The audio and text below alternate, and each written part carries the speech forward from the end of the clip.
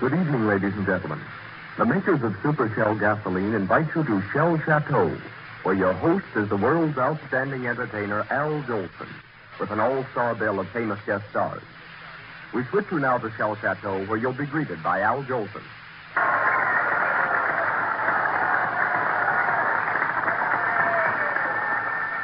Good evening, friends. Here's where you're worrying, where everyone understands. Good evening, friends. Your name somehow I can't recall right now, but know you all I vow. Good evening, friends. Hier ist Herr Flamm und seine Dame, Monsieur Paris und Charcherie. I know you all I do. Good evening, friends. Pull up the chair and turn the lights down low. You're at our Shell Chateau. Good evening, friends. We're on the air just once a week, you know. Each week a brand new show for you, my friends. The music starts, the curtain parts, an hour of fun for everyone. Although it's true that I cannot see you, I almost feel I do. Good evening, friends.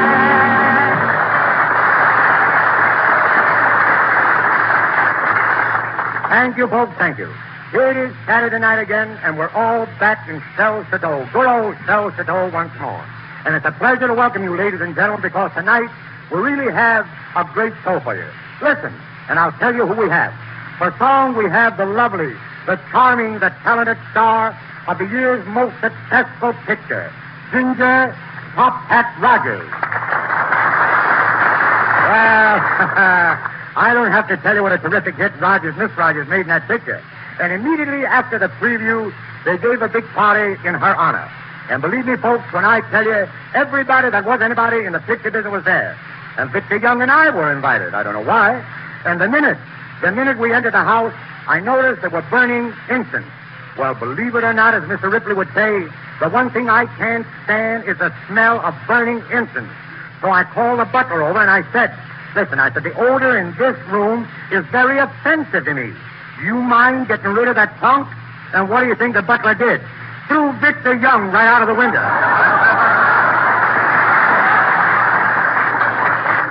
For comedy, we have Harris Savoy, one of vaudeville's most successful young performers. But that's not all the comedy we have tonight. We have with us, as an extra special added attraction, the famous screen star you've laughed at thousands of times, the one and only Edward Everett Horton. Well, when Eddie arrived in Shell Chateau this afternoon, I was so glad to see him. I walked up and I said, how do you feel, Eddie? He said, I'm all right, Al. How do you feel? And I told him the truth. I hadn't been feeling so well, so I told him, I said, you see, Eddie, I'm a little worried. Lately, I've been troubled with insomnia. I can't sleep. He said, Al, that's the thing. I just have the cure for it. I said, what is it, Eddie? Tell me quick. And he said, when you go to bed at night, all you do is take a long, tall glass of whiskey every hour.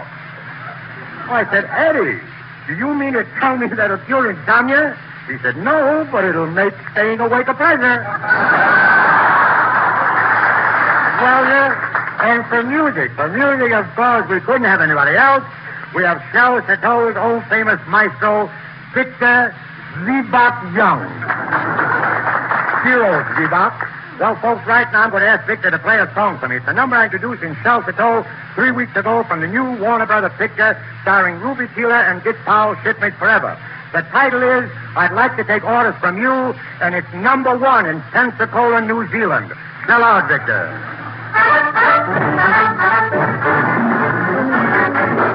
When someone tells me to march or to halt, my soul rebels. I'm that way to a fault. No rules or regulations would I obey.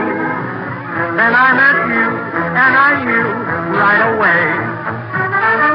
If you're the captain, I'll be the crew. Oh, I just love to take orders from you. You blow the bugle, and I'll jump through. Oh, I love to take orders from you. I know that rules were made for fools. That's one thing I have learned. but I'm going in for discipline wherever you're concerned. If you say kiss me, that's what I'll do. Oh, I just love to take orders from you. If you're the captain, I'll feel it through, 'cause I just love to take orders from you. You blow the bugle, and I'll jump through. Oh, how I'd love to take orders from you. I know that rules were made for fools. That's one thing I have learned. But I'm going in for discipline wherever you're concerned.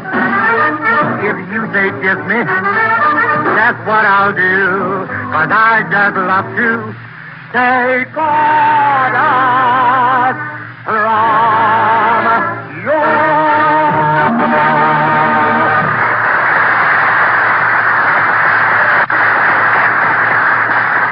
Thank you, ladies and gentlemen. Now I'd like to tell you that tonight is a very special occasion for Victor Young. Hollywood has been an inspiration to him. And the other day he wrote a brand new song. It is called Fascination. And I believe it's a great tune. And tonight he's going to play it for the first time anywhere. This song is number 1, too, in Victor's home. All right, Victor, play it.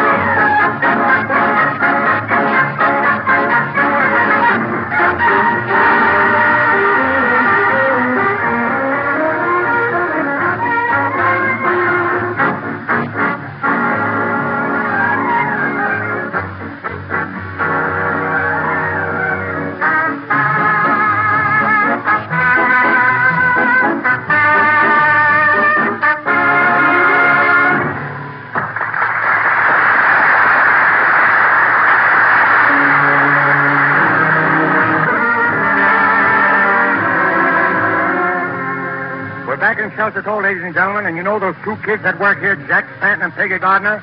Well, last night they went down to the railway station to see Jack's mother off on a little trip. When they came out of the station, Peggy said to Jack, "Honey, isn't it marvelous that land is so cheap out here?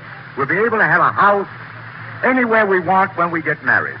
Jack looked at Peggy and he said, "Are you crazy, honey? What makes you think that real estate is so cheap?" Peggy pointed at a taxi cab standing by the station that said, "See that sign on the cab? Any part of the city for 50 cents. Well, that kills me. Well, maybe you don't believe it, but Jack loves her anyway, dumb or smart. And now the kids are going to sing "You Are Free," Jack Stan and Peggy Gardner.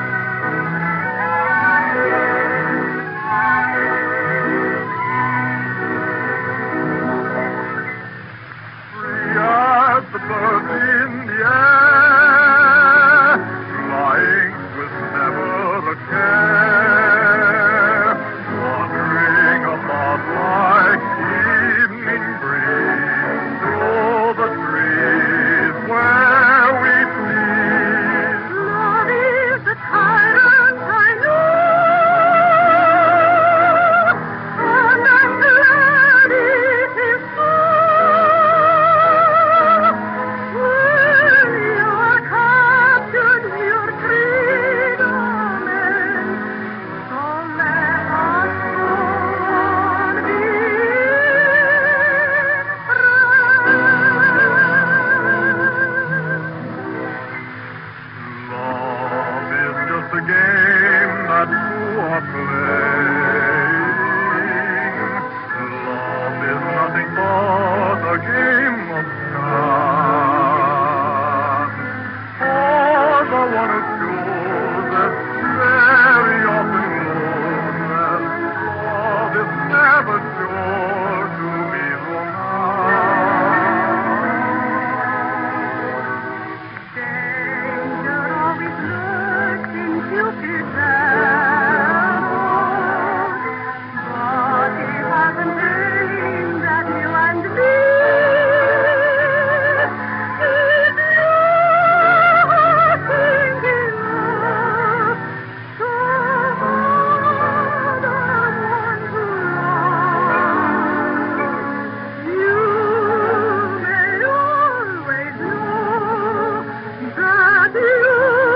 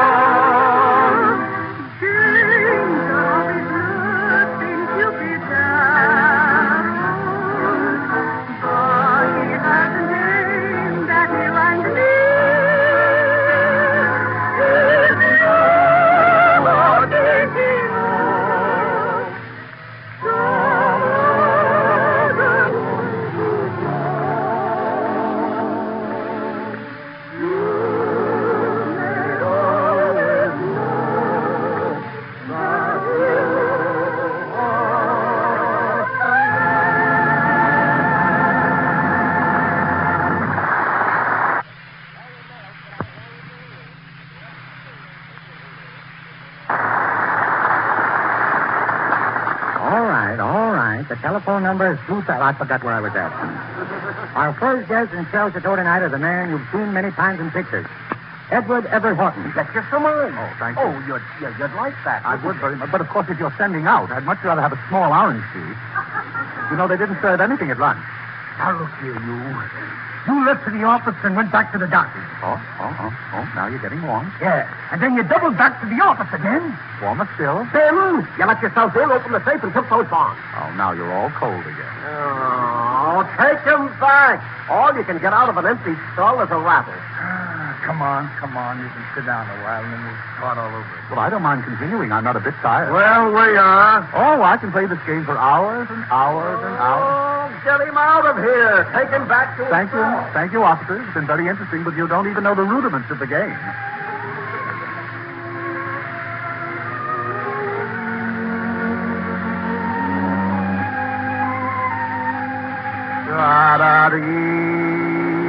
Da-da-dee-da-da-da. Come a bit. Never interrupt an aria right in the middle of it like that. Da-da-da-da-dee-da. You got me all off. What do you want anyway, Warden? Well, there's a lady to see you. Oh, really? Yeah, it's a nifty-looking doll. Is it nifty? Oh, that's Peggy. Why didn't you say so? Well, show her right up. Show her up. Say, where do you take you out? The Biltmore? Never for a moment did I have that impression. With ventilation like this, they'd move right out. Oh, ain't we lucky we got contract guests? Come on to the visiting room. Thank you very much. And Warden, I hate to be a bother, really, but you see that cot? Do you think it could be moved over to the other wall? Sure. I'd like to have the light over my left shoulder. Yeah, most like in the standing lamp. Oh, will you? Oh, that's Sure. very nice. An adjustable one, you know. Yeah. With 3 bulbs. Sure. Thank you. And look at that bed. Couldn't I have a new mattress? You know, it's subject to lumps.